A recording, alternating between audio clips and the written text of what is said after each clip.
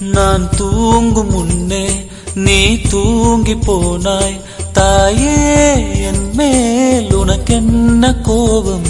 கண்ணான கண்ணே, என் தெய்வ பெண்ணே, கண்ணில் தூசி நீ ஊத வேண்டும்.